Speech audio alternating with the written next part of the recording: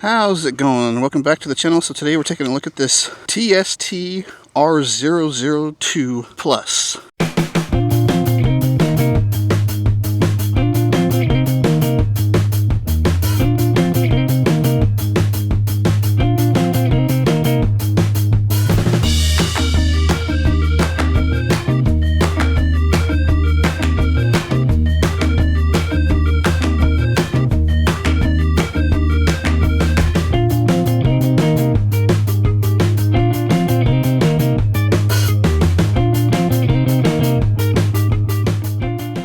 So this is actually the second R002 TST has sent me out. I really enjoyed the first one. I gave it a really good review. This one is the upgraded version, hence the little plus label right there. The biggest difference is the battery. So the base model comes with a 48 volt 15 amp hour battery. This one comes with a significantly larger 48 volt 25 amp hour battery. So that's a lot more battery capacity. The battery is paired with a 1500 watt peak internally geared rear hub motor. Before we jump into the top speed and acceleration test, do me a favor, hit that subscribe button. I'm only about 500 subscribers away from 10,000. That's my goal right now. You can help me fulfill that goal just with a click of a button. Thanks in advance. All right, let's see how fast this thing goes.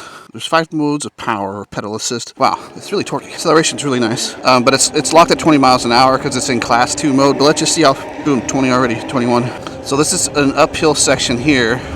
Let's see how it performs in class 2 mode. It's cruising up 18 miles an hour, no problem. That's pretty good. So what we'll do is up here, we'll go in to the app and we'll unlock it to class 3 mode, and then we'll test it again. Okay, we'll stop here just for a second.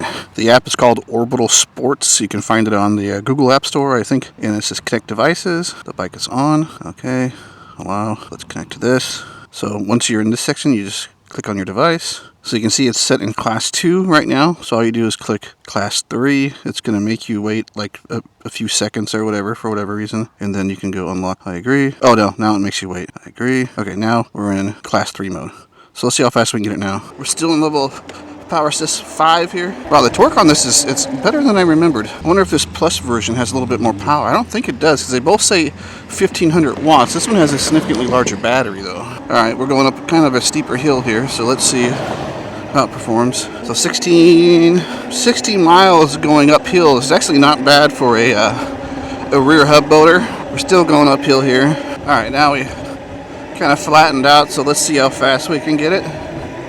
22, 23, 24, 25, 6, 7, 8. I'm gonna blow the stop sign.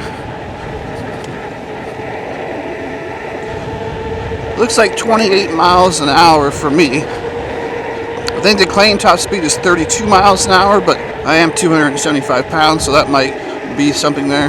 That might make a difference. I'm sure it does. Actually, I know it makes a difference. But yeah, 28 miles an hour. I mean, that's a typical top speed for a class 3 e-bike anyways. Anyways, the performance is good. I mean, the top speed is just fine. I'm keeping up with traffic here in my neighborhood. Acceleration is good. Here's a fairly steep hill right here, so this is going to be a good test for the torque. So slow down to about 20 miles an hour.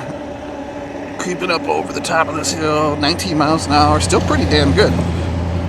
That was actually a pretty steep hill right there, so cool.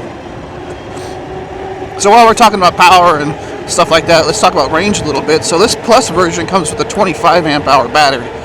Significantly bigger than the 15 amp hour battery the other one comes with. So they claim about 100 miles max range out of this. Of course, that's if you're in pedal assist 1 mode and pedaling the whole time, right? That's not in full power mode, throttle only.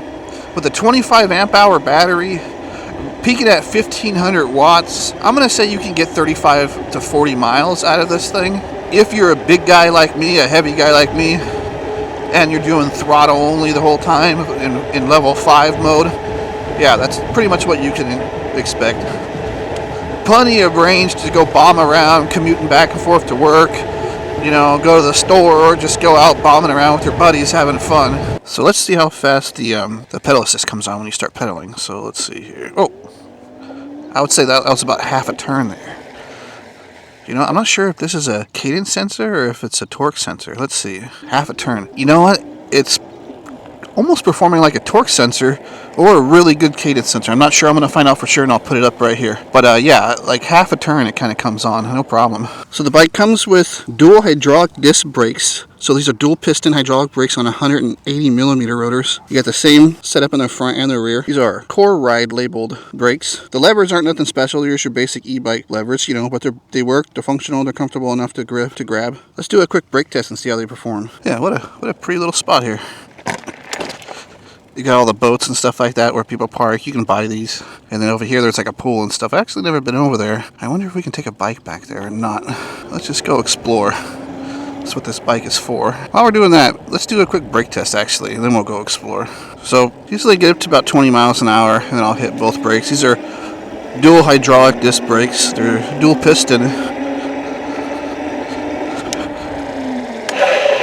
Oh yeah, no problem.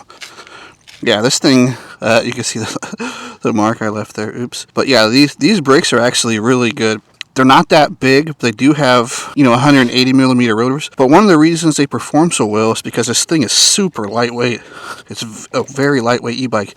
Even with this large 48 volt, 25 amp hour battery there, it's very light. So it's very nimble, easy to throw around, easy to pick up, throw in the back of the truck or whatever. It's got the aluminum frame. So the brakes actually perform very good. It's more, it does feel more powerful than I remember the other one. I really like the other one a lot, but this Plus one, having that extra battery capacity, man, it feels like it has more power. To me, both bikes are really good. So this bike does come with full suspension. So you got non-adjustable front forks in the front here, and then you have a coil shock in the rear here. You also have 20-inch wheels with 4-inch fat tires. They've got sort of this off-roady kind of dual sporty type of tread on them. Since it does have full suspension and off-roady type tires, let's do like a really mild off-road test. I mean, riding around stuff like this is most likely what you're going to do on this kind of bike. So let's just see how it feels. So let's go over here and just see how it does off-road a little bit. I mean, I don't really have any like really good spots to bomb around off-road here. It does have full suspension. What a beautiful little area here. This is exactly what this type of bike's built for. Just going, exploring your area, finding cool little spots like this. If you want to head off trail a little bit, do some mild off-road, you are able to do that because of the full suspension. It doesn't feel too soft for me at 275 pounds. I mean, it's not going to bottom out. Let's see. Let's jump up and down on it. No, I cannot bottom it out. So it's stiff enough for me. So it's actually probably going to be pretty good for most people. So the seat height looks to me to be about 30 inches. You do get a pretty good rise on the handlebar here. They're kind of BMX style bars. Typically, these kind of bikes are really comfortable. This one does have like a really nice, cool looking seat there, really long, really cushy. But here are my just general ergonomic impressions. All right, let's go bomb around a little bit more around the neighborhood, and we'll talk about ergonomics a bit. So this is a very comfortable bike. Most of these moped-style e-bikes are, designed to be comfortable. This has a big, like, really nice, really cushy seat. It's super long. You can move back and forth on it, no problem. So it gives you a lot of different, ways you can sit to get yourself comfortable. You got the high bars on here. Like, it's got to be like a 5-inch lift or something like that. But they're, right at your reach. I got a slight bend in my elbow, so I'm not like leaning forward or backwards or anything like that. I'm sitting in a very neutral position, so there's no pressure on my lower back or anything like that. So if you got back problems, you don't have to worry about this bike. It's going to be pretty good. Also, the 20-inch by 4 tires with the full suspension, they make for a pretty smooth ride. So it's actually a very comfortable ride. One area where these moped-style e-bikes tend to fall short is comfort with pedaling. So if you see here with me pedaling, how high my knees come up, they're not really designed for, pedaling. They're mostly designed to be used as a moped, like a little motorcycle. That's exactly what they are, little moped-style e-bikes. You definitely can pedal if you want. It's just not going to be as comfortable as, other kind of e-bikes like e-mountain bikes and stuff like that.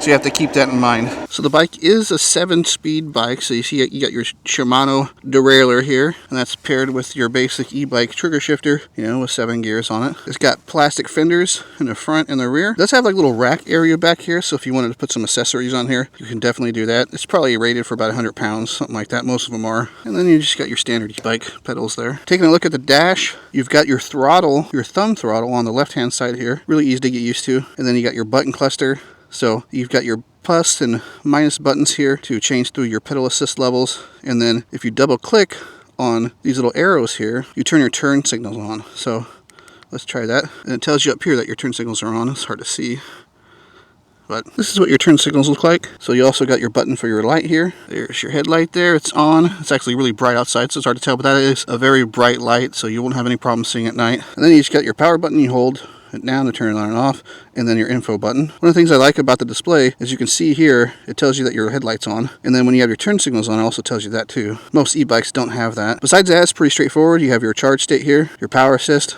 speed, and then your info. This one just has trip. What else does it have? So you have your odometer, you got your trip, and that's it. You got pretty nice grips here, and they're pretty locked in there too, so they won't be like moving on you and turning. So nice rubber grips there, very comfortable. All right, yeah, all in all, this is a very solid, very high quality bike. The fit and finish is great. It was easy to assemble. So, you know, this is one of the bikes I highly recommend. It's super fun, really cool looking. It's got enough torque, you know, to where it's fun. It can take hills. And in the Class 3 mode, it has a decent top speed of 28 miles an hour, pretty much all you need for getting around town and, you know, riding around your neighborhood and stuff like that. Since today's Thanksgiving, you know, there's probably going to be some Black Friday sales and stuff like that going on.